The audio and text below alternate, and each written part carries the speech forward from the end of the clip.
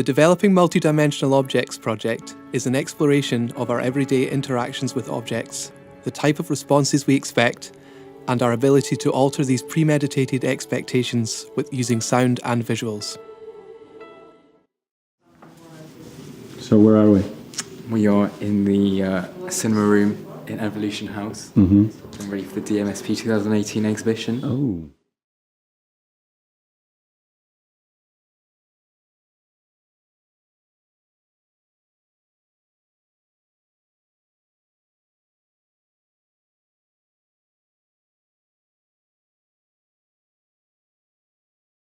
So our project was to develop multidimensional objects, which was quite a large topic to explore, kind of thinking about different interactions people may have with everyday objects that you would find in your everyday life, but transforming them into something that was more meaningful or had a different meaning from what you would normally associate with them. We were using 3 microbit sensors which had accelerometers in them. They were sending live data to a laptop, and that was controlling a pure data patch, which in turn was controlling a DAW. In our case, it was Ableton. So we were sort of using these accelerometers as musical instruments, and they were also controlling visuals, so sort of a immersive audio-visual experience. Visually, we would continue to expand the idea of particle systems, construction and deconstruction. It can map things that are happening in the actual environment, and then if you connect it to some specific programs or like Unity for the visuals and map this data that you're receiving, you can produce the artistic result that you want. I think quite from the beginning we all decided that we should use objects that people already have they already have some kind of association with that object, and then try and break that association and make it something new and something more artistic or something more beautiful out of that. This is going to contain our microbit. We're going to open it, we're going to get rid of the stitching and put in our microbit. And then when you squeeze it, the pressure sensor will pick up our movements, and we're going to map that into our software. The fun part now is just to throw this at Adam. Mate, I'm the only business. Today I was attaching this pressure sensor to our microbit in order to send different types of interaction information to both the visuals and the sound. This will be sent the same way that our information from the accelerometer will be sent to the separate microbit, which will be attached to the laptop and will be outputting the data to visuals and sound. And it's just all about the different ways of interacting. The audience interacts with our objects.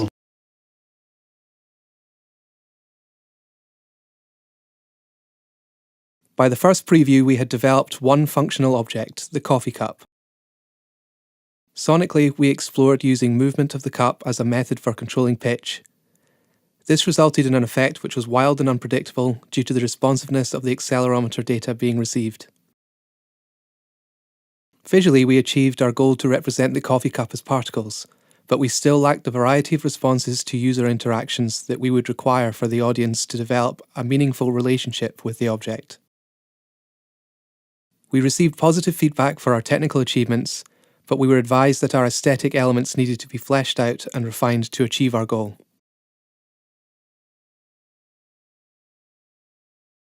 The location of our installation was an integral part of our project.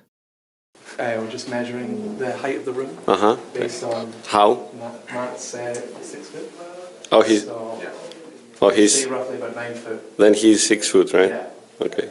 We required a lot of equipment but wanted to hide the strings as much as possible to highlight the wireless connections. It was also important that we didn't limit the types of interactions participants chose to engage in. We also made notes of other practical considerations, such as how our audience would find and access the space, including our promotion. Just in there. Yeah. Come on, come on. Oh, yeah, invite them. We got some people. the arrangements of our object plinths, and how we would like the space to maximise the immersive effect we were looking to achieve. Try the long shot.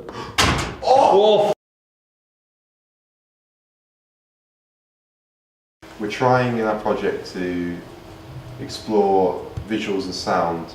Our aim is to put it into everyday objects like a coffee cup, this squidgy ball thing, and other objects, and sort of change the interaction that a user has with an everyday object. I can play sounds to show the interaction. So you've got different types of interaction. You can squeeze it.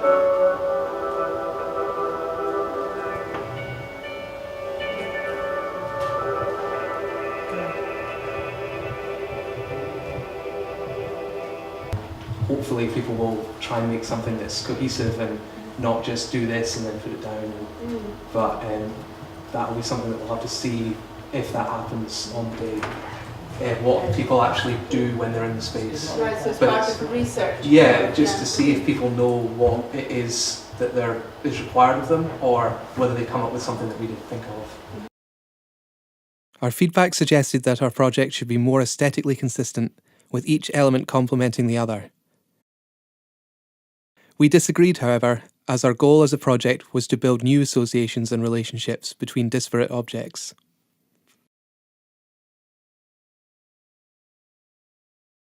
At the beginning of the exhibition week, we began to set up the space. The positioning of each laptop and projector required testing, as we were projecting onto 3 walls with 2 objects appearing opposite each other. This also required us to take into account the positions of the object plinths. We arranged fairy lights in front of the plinths to highlight the audience interaction space and to stop them interfering with the projections. Adjustments were also made to the sound mix to better fit the space. Yeah, there are actual objects in the exhibitions, and when you move the objects, when you move the physical objects, you will trigger audio and a pure data patch, and also the visuals in Unity, and also in the processing patch.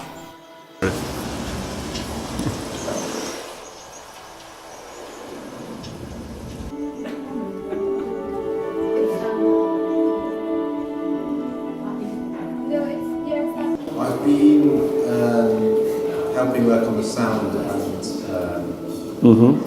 helping process of getting data from the microbits, the accelerometers, into the central programming hub, which is pure data, and then from there the sound, the data gets made into some sound and visuals. When you move one object, all the visuals is moving, which is not ideal.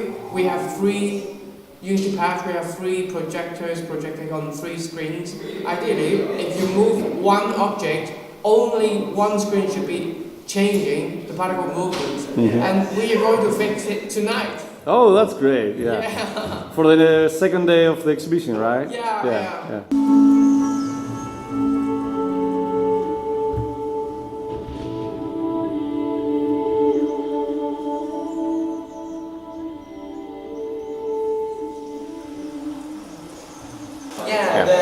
When people move their object, the 3 objects, the background will fade out.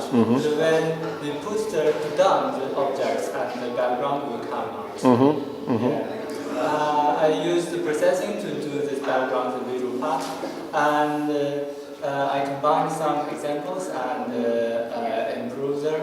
And I want to make the background looks more multidimensional. I want to make it as environment, like our universe. I've been taking people from the street inside to see our exhibition. When you say street, you mean like here? Like outside, outside, waving posters around people, leaflets, getting them engaged, getting them involved, bringing random people inside, and once they're inside, they don't seem to want to leave.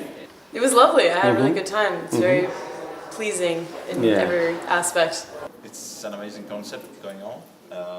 I think it is a very, very interesting experience, and it's really interesting how you can use some of the objects. I think the project is brilliant. Hey, you moved that. Oh. No, that was you, because you pressed on the cap. So the technologies and stuff, is there anything that you see the use of it? I mean, I'm thinking sort of sensory rooms and stuff as well. This is magic, isn't it? Yeah, I think you get a pretty direct feedback from your actions, so you get this kind of immediate reward by playing with the objects, which is, of course, They were pleasing. responding like, yeah. Yeah, kind of immediate responses. You can see the different touch and the everyday objects can be used in so many different ways. And the sounds also related to that, so I can create some new relationships or thinking.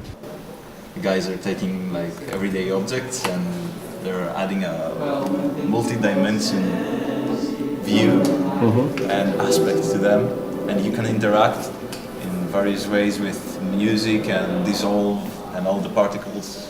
Yeah, everything worked really well, especially there was this kind of underlying ambience that kind of played into the building up of sounds when you're interacting with the objects, so it all worked really well together. No, I think it's set up very, very greatly, and I'm pretty sure if you guys had more funding and support, then this would go places. And I definitely think you should try getting involved with dancers. You're recording? Yeah, I am. The red light. We're here with Matt Horton. The exhibition has just ended. Matt Horton, what was your experience? How do you think this whole thing went? We've had a wonderful 2 days showing the public our exhibition. It was successful despite some very poor weather. Yesterday we had a big turnout, lots of people coming off the streets to come and interact with the objects we had on display. Yeah, they loved it. Are you satisfied from the result that you displayed to the public? Yes, I would say so. We've shown them a really fun, interesting exhibition and got some really good feedback. We've also taken on some feedback and we'll listen to it and we'll try to refine our project as the time goes on. But we've learned a lot from the people's comments, but we've also put on a good display for the public. You did what you want at the end? Yes, we did what we wanted to do. There's always room for improvement. We set goals. We set goals and we achieved the main goal, which was to put on an exhibition with 3 displays, 3 objects which produce sound when you move them, and we achieved that.